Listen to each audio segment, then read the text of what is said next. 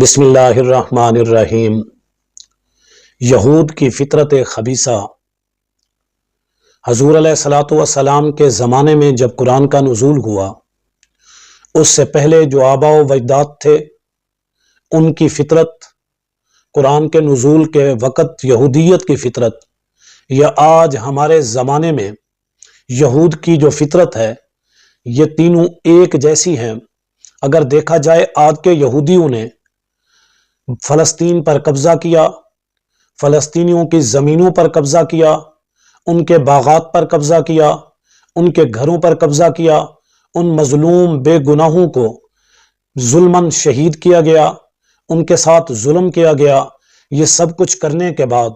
ان کی زمینوں پر قبضے کرنے کے بعد، ان کے مال دولت کو ہتھیانے کے بعد،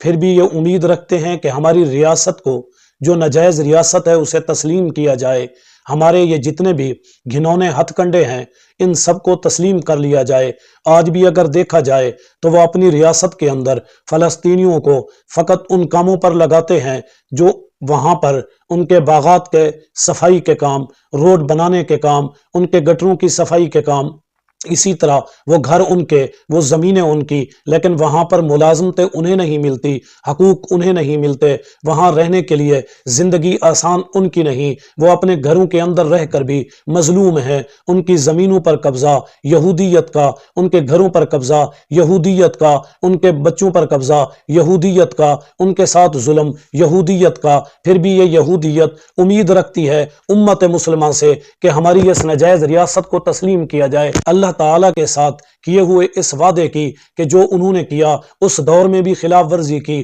قرآن کے نزول کے دور میں بھی خلاف ورزی کی، آج بھی اللہ تعالیٰ کے ساتھ کیے ہوئے اس وعدے کی یہ خلاف ورزی کر رہے ہیں۔ انہیں جب بھی موقع ملا، انہیں جب بھی طاقت ملی، انہوں نے سوائے ظلم کے اور کچھ نہیں کیا۔